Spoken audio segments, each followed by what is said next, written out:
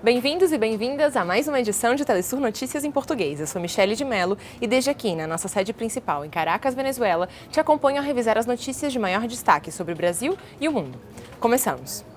Na Venezuela, depois de quase um ano do atentado com drones contra o presidente Nicolás Maduro, os Estados Unidos voltam a coordenar uma invasão do espaço aéreo desse país sul-americano. Adriana Sivori nos explica a situação. O chefe do Comando Sul do Exército dos Estados Unidos admitiu que aeronaves estadunidenses sobrevoaram o espaço aéreo venezuelano. Eles chamam isso de voos de vigilância. Nosso exército e a nossa Armada dos Estados Unidos da América continuará voando e operando onde seja que se aplique as regras internacionais, e isso inclui os arredores da Venezuela, América do Sul e do mundo. Especialistas afirmam que essa ação representa uma violação aos tratados internacionais. Cada avião que entra em zona de segurança tem a obrigação de informar a torre de controle do país mais próximo, nesse caso, a Venezuela. E isso não aconteceu.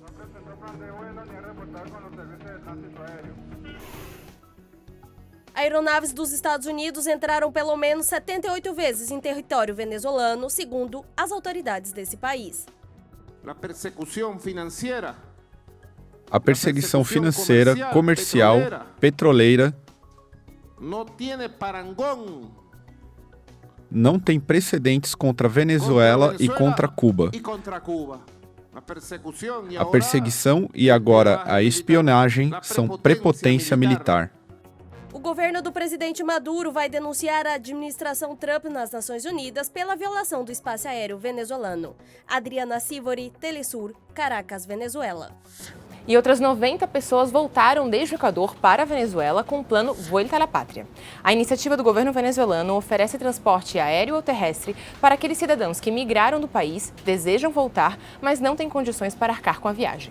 E o Brasil é o país com mais venezuelanos repatriados. Em 3 meses, 7.285 pessoas voltaram à Venezuela, seguido do Peru, com 3.101 repatriados, logo do Equador, com 3.157 pessoas, além de 764 da Colômbia, 276 da República Dominicana, 434 vindos da Argentina, 272 do Chile e, por fim, um do Panamá e um do Uruguai, totalizando 15.291 venezuelanos repatriados através do programa social.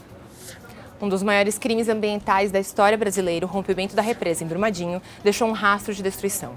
Nossos repórteres visitaram o acampamento Pátria Livre, do Movimento dos Trabalhadores Rurais Sem Terra, o MST, e nos contam como está a vida desses agricultores. Com 510 quilômetros de extensão, o rio Paraopeba, em Minas Gerais, foi durante toda a sua existência um elemento vital para a vida dos campesinos que vivem às suas margens. Realidade que mudou em 25 de janeiro, quando a represa Córrego do Feijão, da mineradora Vale, em Brumadinho, rompeu, deixando 270 pessoas mortas e contaminando o rio. A gente usava essa água, por exemplo, do rio, para fazer algumas irrigações, principalmente as irrigações não diretas. A gente usava ela.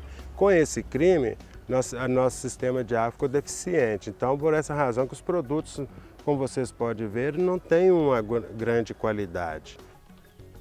Dona Ana, moradora do acampamento Pátria Livre do MST em São Joaquim de Bicas, explica como era a sua relação com o rio Paraopeba. Para molhar a planta, para lavar vasilha, lavar roupa no rio. E agora não temos mais o rio, né? Inclusive a gente tem até medo de ir lá, porque diz que contamina. A agricultura é uma das principais atividades econômicas dessa localidade. Qual o futuro para esses camponeses? Eles prometem permanecer, lutar por justiça e retomar a produção. André Vieira e Sebastião Soto para o Telesur Notícias em Português. Janice Ferreira da Silva, Preta Ferreira, está presa desde o dia 24 de junho, acusada de extorsão. A militante afirma que está sendo perseguida por ser coordenadora do Movimento Sem Teto do Centro e apresentadora do Boletim Lula Livre. Vamos entender melhor o caso com o Inácio Lemos. Militantes de movimentos sociais brasileiros protestam na frente do Tribunal de Justiça da cidade de São Paulo, na Barra Funda, pela prisão de 4 lideranças de movimentos de luta pela moradia, dentre elas a Preta Ferreira, apresentadora do boletim Lula Livre. A Justiça brasileira denuncia organização criminal, porém os movimentos sociais afirman que se trata de prisões políticas no marco da perseguição por parte do governo de João Dória de São Paulo e por parte do governo federal de Jair Bolsonaro. E hoje, 1º de agosto, é a data base dos petroleiros. Sem acordo, os trabalhadores iniciaram uma jornada de mobilizações nacionais. A Petrobras ofereceu apenas 1% de reajuste e alterações no acordo coletivo da categoria, que para as duas federações petroleiras representam a terceirização dos recursos humanos da estatal. Os trabalhadores também condenam a política de privatizações do governo Bolsonaro, que quer entregar 8 das 13 refinarias da Petrobras, além de ter vendido a maior parte das ações da BR Distribuidora para os mesmos bancos acusados de financiar o procurador Deltan Dallagnol. O Paraguai vive uma crise política depois que o presidente Mário Abdo Benítez assinou um acordo sobre a hidrelétrica de Itaipu com o presidente Jair Bolsonaro. O rechaço ao acordo provocou a renúncia do ministro de Relações Exteriores, Luiz Castiglione. Organizações sociais denunciam que o pacto gera um prejuízo de cerca de R$1 bilhão à estatal elétrica paraguaia, ANDE, já que prevê que o Paraguai irá aumentar a compra de energia do Brasil até 2023, quando finaliza o trato. Também afirmam que Itaipu foi construída em uma zona com 180 mil hectares de áreas de proteção. E os deputados de oposição ameaçam com o início de um processo de impeachment, já que consideram que a medida presidencial fere a soberania do país. E o nosso correspondente na capital paraguaia, Asunción, Osvaldo Sayas, nos conta os últimos detalhes. Saludo desde Asunción, Paraguai. Uma crise política se ha desatado. Saudação desde Assunção, Paraguai. Uma crise política foi desencadeada no país logo depois que veio a público um acordo assinado entre os governos de Mário Abdo Benítez e Jair Bolsonaro sobre a hidrelétrica de Itaipu que compartilham. Segundo os partidos de oposição, esse acordo, que foi assinado há 2 meses, mas que só agora foi divulgado, lesiona gravemente os interesses do Paraguai na hidrelétrica em que tem sociedade com o Brasil. Esse acordo desatou uma crise de tal magnitude que provocou a demissão do chanceler Luiz Castiglione. Outro chanceler, Antônio Rivas, já assumiu o cargo. A crise não parou por aí e chegou até a vice-presidência da República, depois que vazaram mensagens de um suposto assessor jurídico acusado de tráfico de influência para a assinatura desse acordo. Fala-se inclusive sobre a possibilidade de um julgamento político. E no Peru, moradores do Vale del Tambo, sul do país, protestam há 18 dias contra um projeto de exploração mineira na região.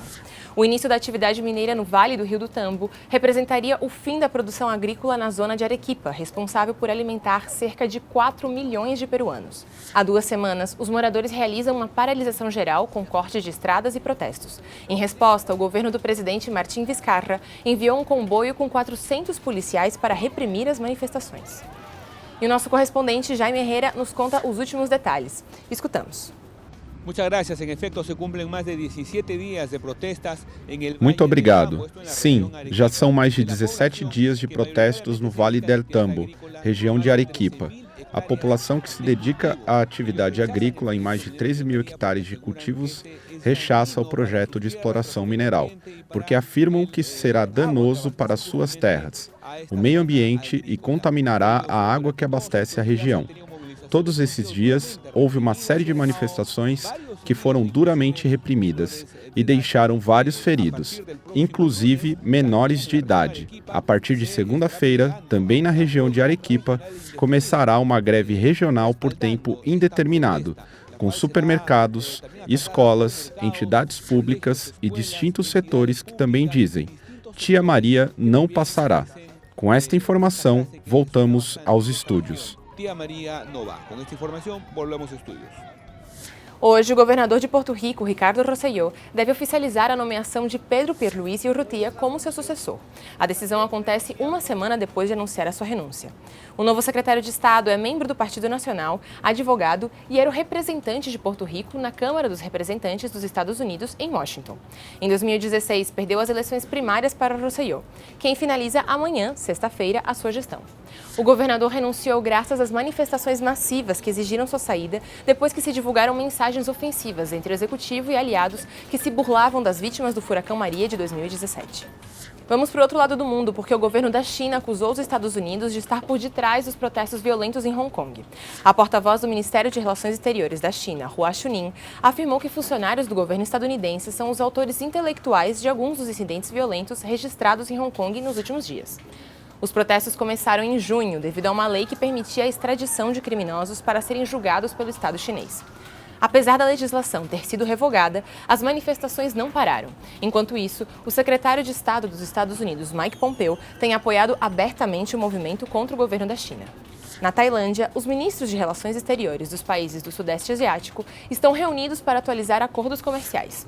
A ASEAN engloba 12 países do Sudeste da Ásia. O encontro regional, que começou na segunda e vai até o próximo sábado, procura debater a disputa de território entre o governo e o povo muçulmano dos Rohingyas, em Mianmar. Além disso, também debate as negociações entre os Estados Unidos e a Coreia do Norte pela desnuclearização da Península Coreana. Na Síria, depois de 8 anos do início da guerra, o governo avança na liberação do território nacional da mão de grupos armados. Hisham Vanus, desde Damasco, nos amplia a informação. Olá, colegas, saludos. Olá, colegas e queridos telespectadores. O exército árabe sírio conseguiu recuperar o controle da cidade de Kalmala e Al-Jabin, no norte da província de Hama, no nordeste do país, próximo à província Idlib, o último bastião dos extremistas em Síria. Durante sua ofensiva, que foi antecipada por múltiplos ataques aéreos da Rússia e da Síria, os militares causaram significativo impacto contra os extremistas, que nunca cessaram os ataques contra residências civis, violando os acordos russo-sírio de zonas desmilitarizadas. Essa vitória ocorre no momento em que os chamados capacetes brancos prepara um novo ataque químico para logo culpar o exército da Síria e, para assim, justificar uma intervenção militar estadunidense e impedir a derrota completa dos terroristas nesse país árabe. Essa é toda a informação que temos até agora. Voltamos ao estúdio em Caracas. E hoje os povos originários de vários lugares da nossa América comemoram o Dia da Pachamama ou da Mãe Natureza. Finalizamos nossa edição com imagens das celebrações na Bolívia. E lembre-se que você também faz parte dessa produção. Mande aqui nos comentários sugestões, críticas e também participe do nosso grupo no WhatsApp e receba conteúdos exclusivos da Telesul. Muito obrigada por nos acompanhar e até a próxima.